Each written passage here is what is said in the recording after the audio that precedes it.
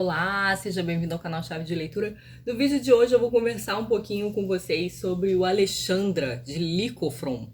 Mais um texto que eu peguei para ler aí na esteira da preparação para a leitura do Cassandra, da Christa Wolff, no fim desse mês. Eu acho que esse vídeo não vai ser uma resenha, porque esse texto é muito demandante e difícil. Ele é um texto sobre o qual eu não teria como falar sem ler todo o aporte aqui teórico que tem no próprio texto, os pós-fácios e prefácios, e também sem dar uma estudadinha nos meus livros aqui teóricos sobre literatura grega, tá? Então, assim, eu vou comentar um pouco sobre o livro num sentido mais informativo e da minha surpresa, assim, com o tipo de leitura.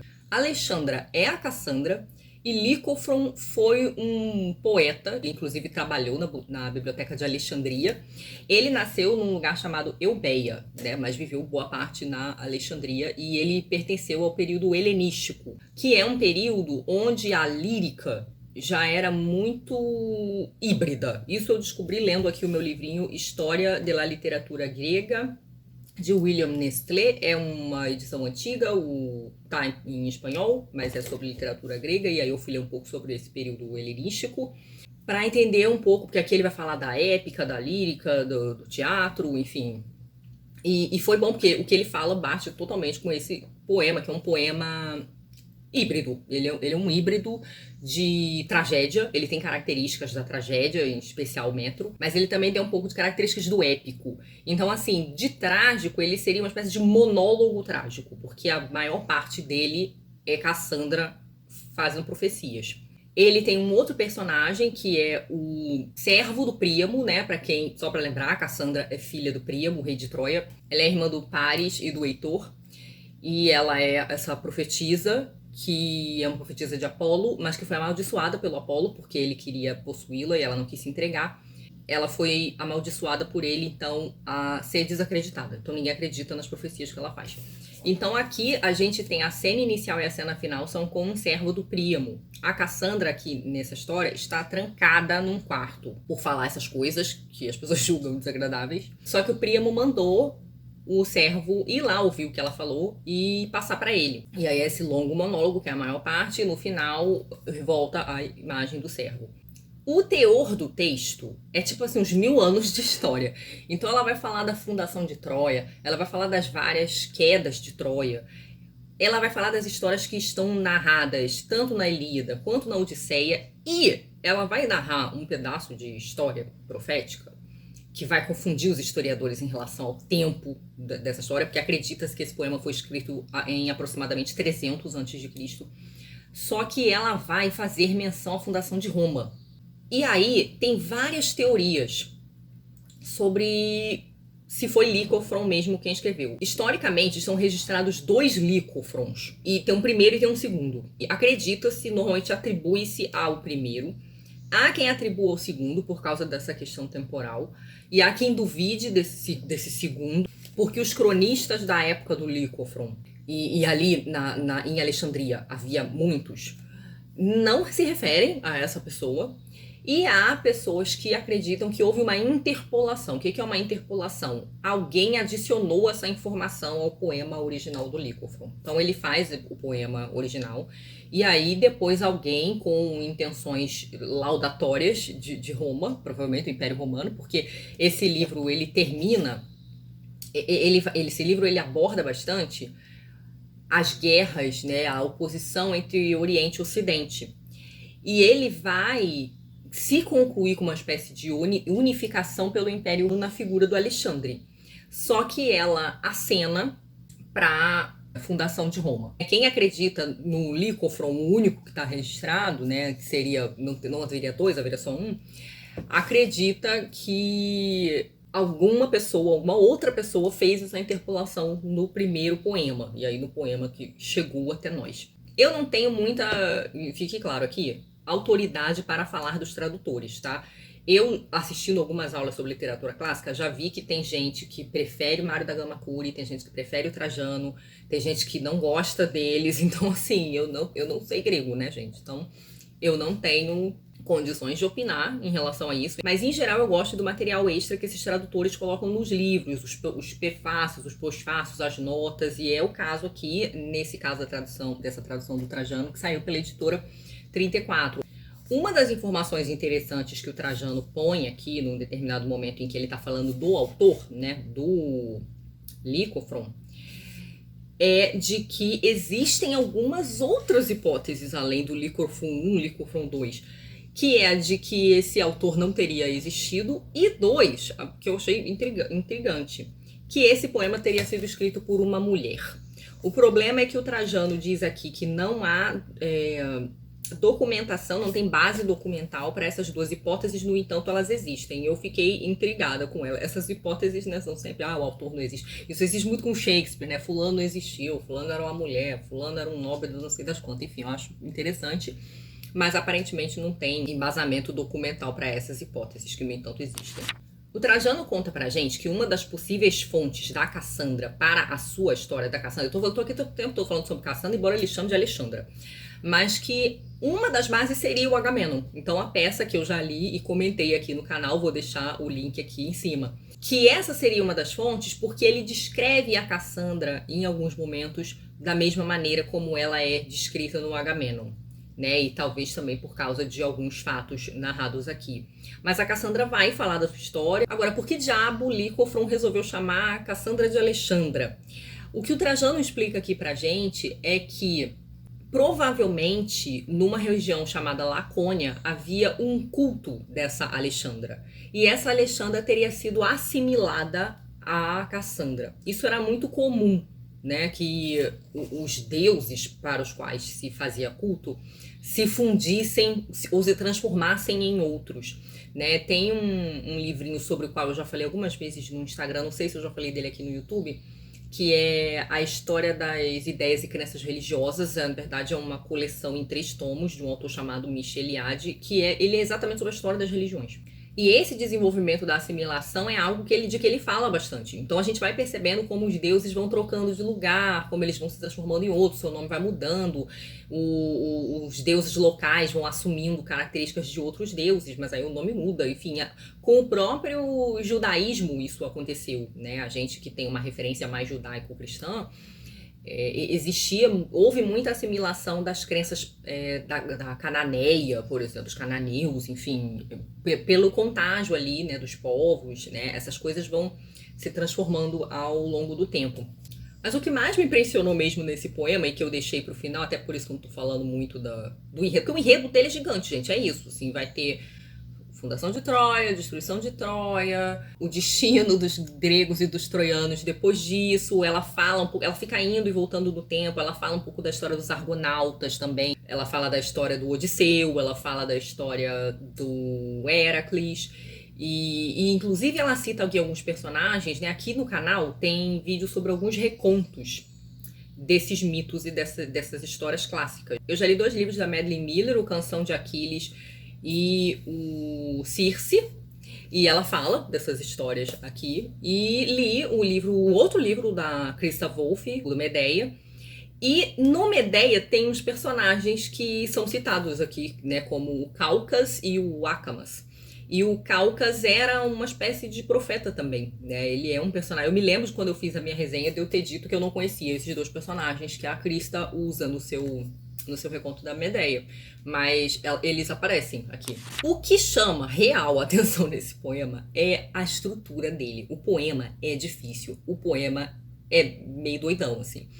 Ele é um poema experimental, assim, é muito interessante porque parece que uma pancada de outros escritores ficaram fascinados com o poema, né? O livro até traz comentários feitos pelo Mallarmé, feitos pela Marguerite Yourcenar, Haroldo de Campos, que teria traduzido também, Paul Auster. Inclusive, parece que o Paul Auster tem um livro onde ele cita esse poema. E o próprio Trajano explica pra gente que algumas características que depois foram identificadas no barroco, no surrealismo francês, no simbolismo, foram identificadas nesse poema. Então, assim, esse poema, ele é muito doido, assim. Ele tem muitos arcaísmos, e isso eu só posso saber porque o Trajano fala, porque, novamente, não sei grego. E ele tem muitos neologismos. Esse poema tem mais de 300 palavras que apareceram pela primeira vez aqui. Lycophron inventou palavra para caramba. Então, assim, tem muita palavra inventada, muita justaposição. Quando eu estiver lendo os fragmentos, vocês vão perceber.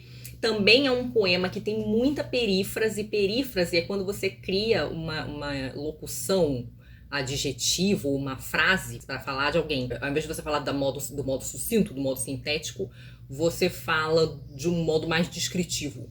Tipo como se fosse fazer uma perífrase sobre mim, vocês poderiam falar a booktuber do Rio de Janeiro, alguma coisa do gênero, assim, sabe? Então ele vai fazendo muito isso. Inclusive com associações a animais, ele chama vários personagens de animais, o leão, o lobo, a pombinha, né? As mulheres, as vítimas, como a Alexandra, a Ifigênia, elas são chamadas muitas vezes de pomba. E o livro é um livro considerado erudito, porque ele tem muitas alusões a outras obras e a outros textos. O período helenístico é um período onde está muito consciente essa questão do texto como criação artística. Isso vai ficando mais pesado do que no período dos épicos, por exemplo, né? O texto do Homero, nesse sentido, é muito mais simples do que esse. Esse aqui é muito mais alusivo, muito mais trabalhado. E uma coisa interessante, né, é que nesse livro aqui do Nestlé, ele tem um pequeno comentário sobre o Lycophron, porque assim, o Lycophron não é o autor mais famoso do período helenístico. Normalmente, quando se fala em período helenístico, o autor mais famoso, mais conhecido, é o Calímaco de Cirene. E eu vi que tem um outro também, deixa eu ver se eu acho o nome dele aqui. Teócrito de Siracusa. Então, acho que seriam os autores mais famosos, sabe? Não é o Lycophron. No entanto, nesse texto, nesse livro aqui, ele tem uma notinha sobre o Alexandre, que acho que é o único texto, eu não sei, eu acho que é o único texto que restou do Lycophron. E o Lycophron é descrito como tragediógrafo. Ele teria escrito mais de 40 tragédias, mas o texto que sobrou foi esse poema híbrido. E o Nestlé vai dizer que já na antiguidade não dava para ler Alexandra sem comentário. Não dava para ler sem nota. O texto é muito hermético. Mas vários teóricos que eu li comentando o hermetismo do livro dizem que assim não era só estilo, não era só vontade de causar. Que o Lycophron estava tentando fazer era emular artisticamente o discurso profético, que é um discurso ambíguo.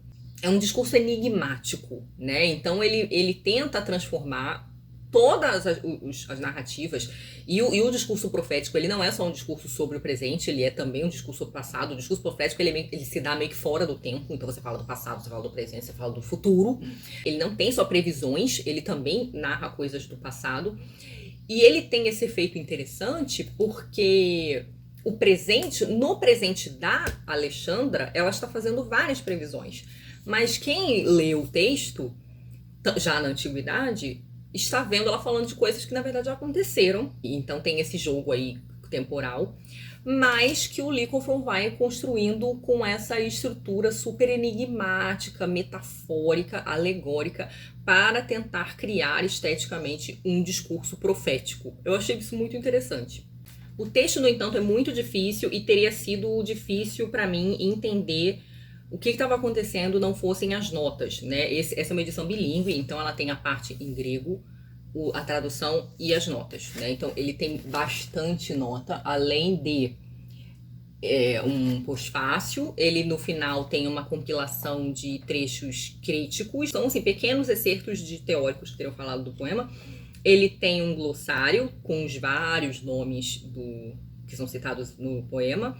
E ele tem uma cronologia também sobre a sinopse do poema, né? Então ele vai botando aqui em ordem quais são as cenas que a Alexandra está citando, tá? Eu vou ler agora a passagem do estupro da Cassandra pelo Ájax, só para a gente ter mais uma fonte sobre esse acontecimento da vida dela. E eu, desventurada, refratária às bodas, entre os estuques de uma femeocela pétrea, sem cumeira, numa estância a céu aberto, da célula sombria imegi meu corpo. Eu que apartei do leito o Deus que me queria, regulador das horas, seminal de Pitou, para manter-me intacta até a velhice extrema. Êmula, da guardiã das portas, láfria palas, misógama, frenética paloma, o bico, adunco do falcão me arrastará ao leito, do abutre violentamente, a mim que outrora solicitei frequentemente ajuda à virgem, sempiterna, a gaivota, vígil das novilhas, desviará as pupilas para a cumeeira, lenre lavrada, enfurecida com as hostes, ao descer do céu, urânio e trono olímpico, o bem magno precioso, ao meu ancestre Ilus. Eu vou ler uma das notas e depois voltar no poema, num fragmento do poema, para vocês verem. Para vocês verem a descrição e ver como é hermético o negócio. Na nota 55 dessa página que eu tô lendo, que é a 61, ele fala assim: Alexandra, entre parênteses, Paloma, é violada por Ájax, abutre, junto ao altar de Atena. O Paládio era a estátua de Atena que caiu do céu durante a fundação de Troia, acolhida por um antepassado de Alexandra, Ilus. Essa nota diz respeito a esse fragmento. Frenética paloma, o bico adunco do falcão me arrastará ao leito, do abutre violentamente. A mim que, outrora, solicitei frequentemente ajuda à virgem sempiterna, a gaivota, vigil das novilhas. Gaivota, vigil das novilhas, Palas Atena. Desviará as pupilas para a cumeeira, lene lavrada, enfurecida com as hostes, ao descender do céu Urânio. Então tá descendo aí essa estátua de Atena que fala na nota, né? E trono olímpico, bem magno e precioso ao meu ancestre, ao meu ancestral Ilus, né? Então é difícil o negócio. Eu vou agora ler um trechinho que tá na página 136, que é da maldição de Apolo. O deus Lepsieu, Apolo, privou-me de ser crível, quando infundiu-me o rumor mendace das parolas e a profecia verdadeira dos oráculos, fora do leito pelo qual empurpurava. Então é isso, enfim, um poema difícil, um poema hermético, mas um poema interessante. Eu gostei de conhecer, eu não acho que eu tinha lido nada do poema do período helenístico, então fiquei feliz por conhecer e acabei aí até conhecendo outros personagens sobre os quais já tinha ouvido, mas não tinha lido ainda, né? Não tinha visto ainda em textos, ou pelo menos não me lembrava deles, né? O Calcas é um exemplo desses, o profeta lá.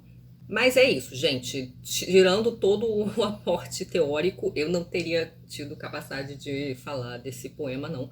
Mas achei uma leitura bastante interessante. É isso, em breve, então, a gente vai finalmente conversar sobre o Cassandra, da Christa Wolff, e aí ficou esse preâmbulo que eu achei bem divertido de fazer com outros textos da Antiguidade onde a Cassandra aparece. É isso, muito obrigada a todo mundo pela companhia, obrigada aos apoiadores e membros por apoiar o meu trabalho, beijinhos e até a próxima, tchau!